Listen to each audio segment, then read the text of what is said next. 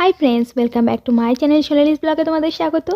তোমরা নিশ্চয়ই ভাবছো যে কী ব্যাপার, মা রান্না করছে, তাও আবার সন্ধ্যাবেলায়, তাও আবার ছোটো মার ঘরে। হ্যাঁ, যাই হোক, এদিকে দেখতেই পাচ্ছ চাটনিটা কিন্তু কমপ্লিট হয়ে গেছে আর বাঁধাকপির আলুটা মা ভেজে নিচ্ছে।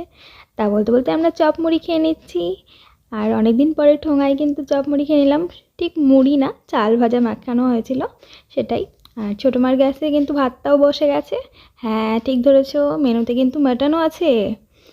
আমি একটু ক্যালি করে আমি রান্নার খুন্তিটা একটু চালিয়ে দিচ্ছিলাম, সেটাই তোমাদের ভিডিওতে দেখাচ্ছিলাম যে আমি রান্না করছি। যাই হোক, ভালোই লাগে এরকম করতে, মজা।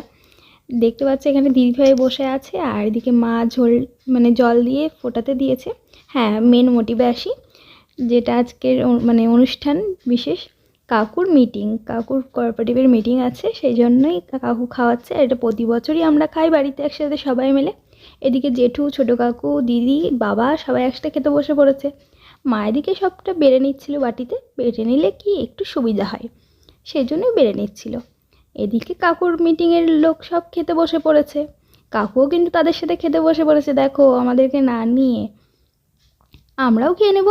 যাই হোক, এই মিটিংটা কিন্তু আমরা খুব এনজয় করি। আজকের ভিডিওটা এ পর্যন্তই রাখছি, চলো খেয়ে নিই।